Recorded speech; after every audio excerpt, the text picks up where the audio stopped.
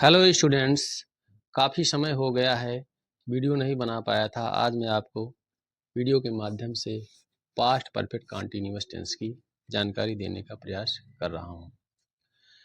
और आप लोग अपने पढ़ाई पर विशेष ध्यान दें और सच्चे मन से प्रयास करते रहो। दुनिया की कोई भी ताकत आपको सफल होने से नहीं रोक सकती है। और लेकिन आपको ये प्रयास अपने सच्चे हृदय से, सच्चे मन से करना होगा। कोई भी क्षेत्र हो, अगर अच्छाई के क्षेत्र में आप हो तो आपको उसमें सफल होने से कोई नहीं रोक सकता है।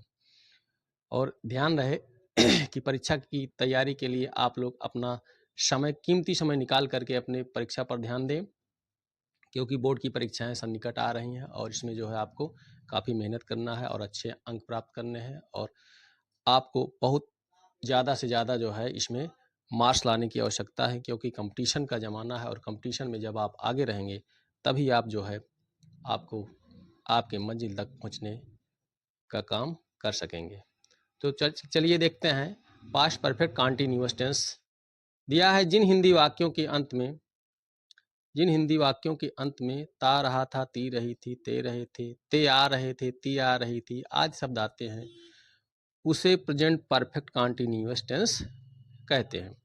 इसमें समय भी दिया रहता है और कभी कभी समय नहीं दिया रहता है, फिर भी जो है वो पास्ट परफेक्ट कंटीन्यूअस टेंस की श्रेणी में ही रहता है। इसका जो नियम है अनुवाद करने का, सेम नियम पहले जैसा ही है जो और टेंस आप पढ़ चुके हो। केवल अंतर इतना है कि इसमें जो है जो भी सहायक क्रिया है उसमें हैड बीन का प्रयोग किया जाता है और क्रिया की चौथी अवस्था अर्थात क्रिया की पहली अवस्था में आईएनजी का प्रयोग किया जाता है। तो सूत्र के माध्यम से आप देखेंगे नियम को हम बता चुके हैं कि सभी कर्ता के साथ हैड बीन और क्रिया की चौथी अवस्था का प्रयोग किया जाता है।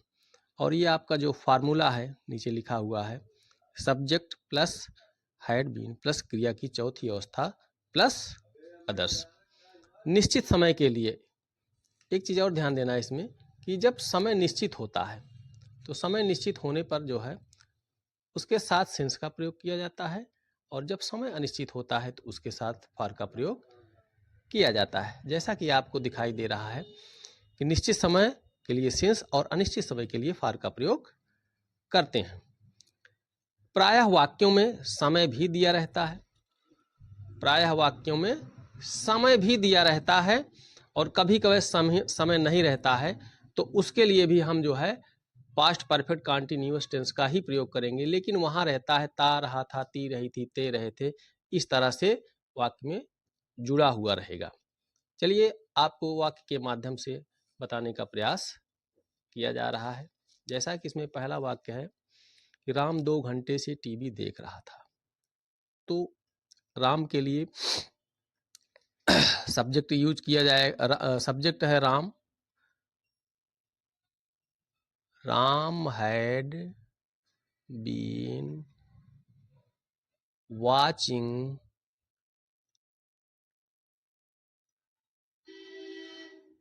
टीवी, टीवी टेलीविजन 2 घंटे से। 2 घंटा अनिश्चित समय की श्रेणी में है, इसको फार का प्रयोग करेंगे इसके पहले। फार 2 आवर्स।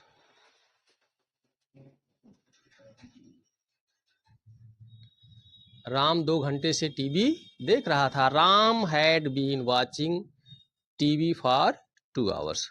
वर्षा सुबह से हो रही थी। तो वर्षा के लिए सब्जेक्ट आप जो है इट का प्रयोग करते हैं। तो इट हैड बीन रेनिंग सुबह से, सिंस मॉर्निंग।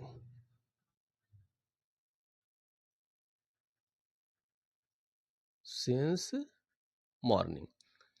वर्षा के लिए सब्जेक्ट इट का प्रयोग किया जाता है और आपको पहले भी और जो वीडियो बना है उसमें भी बताया गया है कि इट का प्रयोग जो है सिंगल नंबर के साथ होता है। जहां भी रहेगा इट, इसके साथ सिंगल नंबर की क्रिया का प्रयोग किया जाता है। लेकिन इस टेंस में जो है चाहे जो सब्जेक्ट हो उसके साथ हैड बीन का ही प्रयोग किया जाएगा। अगला वाक्य है वह 1997 से स्कूल जा रहा था। तो लिखेंगे he had been going to school since 1997। 1997 एक निश्चित समय है और इसके लिए इसके पहले सिंस का प्रयोग किया जाएगा। वह 1997 से स्कूल जा रहा था। He had been going to school since 1997। अगला वाक्य लेते हैं, मैं काम करते आ रहा था। अब देखिए यहाँ पर जो है, यहाँ तो समय दिया नहीं है, लेकिन समय नहीं दिया फिर भी जो है ये पास्ट परफेक्ट कॉन्टिन्यूअस की श्रेणी में ही इसका अनुवाद आप करेंगे। मैं काम करते आ रहा था। I had been doing work.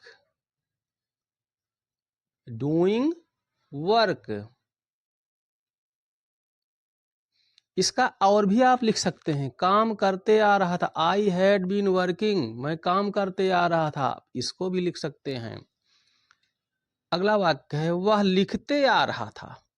वह लिखते आ रहा था, सॉरी, वे लिखते आ रहे थे।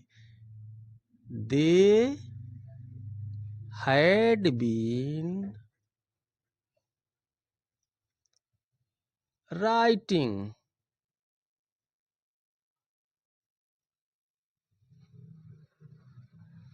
They had been writing. वह सुबह से खेल रही थी। वह सुबह से खेल रही थी। She had been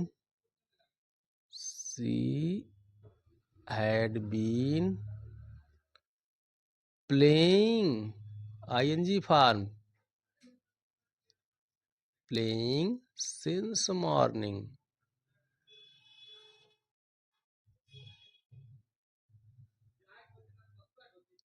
Since morning।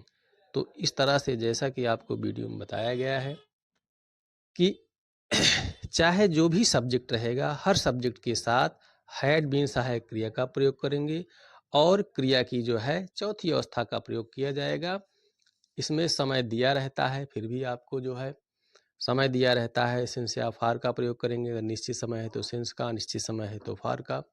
और समय नहीं भी दिया रहता है, अगर इस तरह से वाक्य है तो उसका प्रयोग जो है आप पास्ट परफेक्ट कॉन्टिन्यूअस की टेंस के अनुसार उसका अनुवाद करेंगे।